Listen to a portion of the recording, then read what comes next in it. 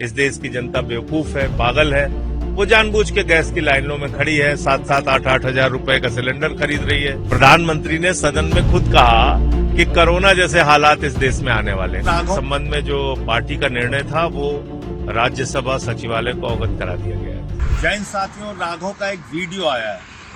मैं उसके संबंध में ये कहना चाहता हूं कि हम लोग अरविंद केजरीवाल के सच्चे सिपाही हैं और अरविंद केजरीवाल से एक ही बात सीखी है, निडरता, हिम्मत, साहस के साथ लड़ना और संघर्ष करना। लेकिन बड़े अफसोस के साथ ये कहना पड़ रहा है कि देश के तमाम मुद्दों पर जब सीईसी के खिलाफ प्रस्ताव आता है, आप साइन नहीं करते।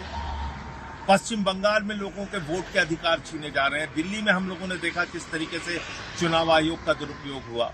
पंजाब का मुद्दा होता है, उस वक्त आप खामोश रहते हो, नहीं बोलते हो। मोदी के खिलाफ आवाज नहीं निकालते हो। तमाम वो मुद्दे जो जनहित के हैं, देश से जुड़े हुए हैं, पार्टी से जुड़े हुए हैं, पार्टी के कार्यकर्ताओं से जुड़े हुए हैं।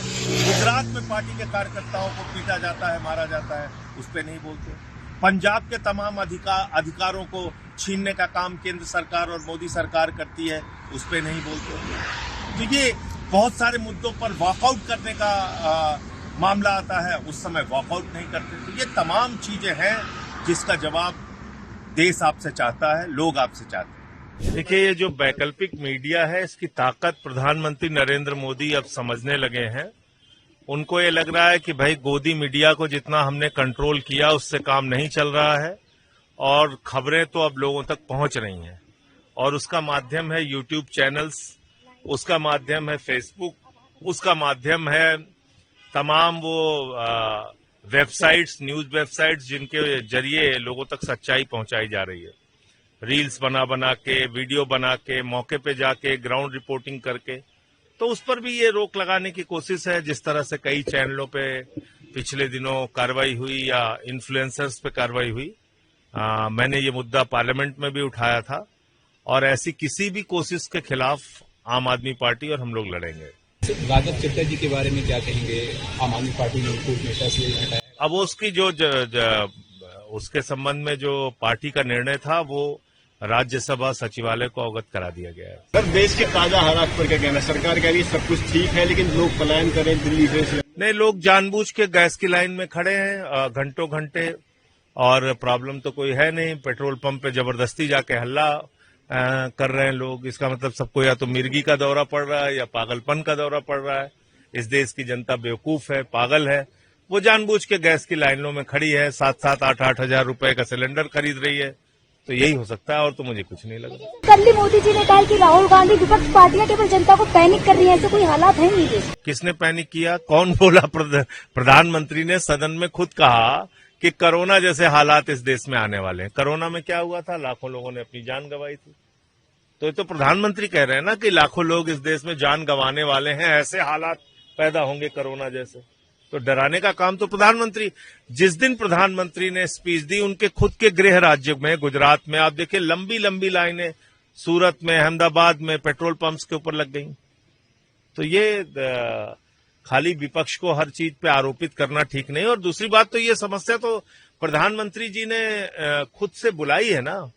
उन्होंने कहा साफ तौर पे कि आ संकट मेरे घर आ, गाना गाया उसके लिए।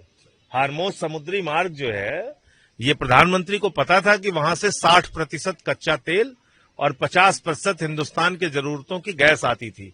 और वो हार्मोज समुद्री मार्ग पे ज्यादातर ईरान का कब्जा है। आपने उस देश के साथ पंगा क्यों लिया? क्यों अपने रिश्ते बिगाड़े?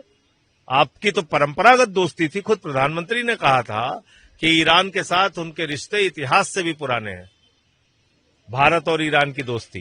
तो आप बताइए, आप खामेनेई साहब को 7वीं शताब्दी की कुरान की पांडुलिपि भेंट करके आए थे।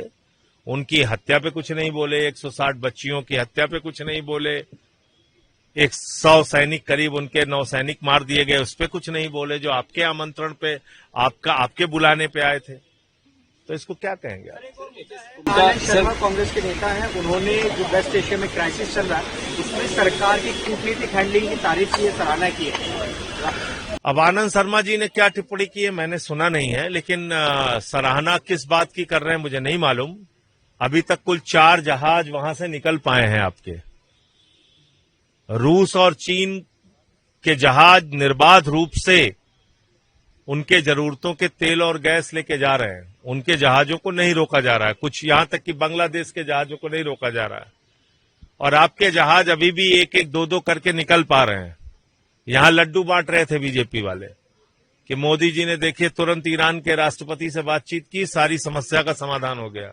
करिए समाधान, हम भी तारीफ करेंगे आपकी, लेकिन ऐसे झूठ मत फैलाइए। और सच्चाई ये है कि अभी भी हम एक एक जहाज अपना वहां से पार कराने के लिए संघर्ष कर रहे हैं।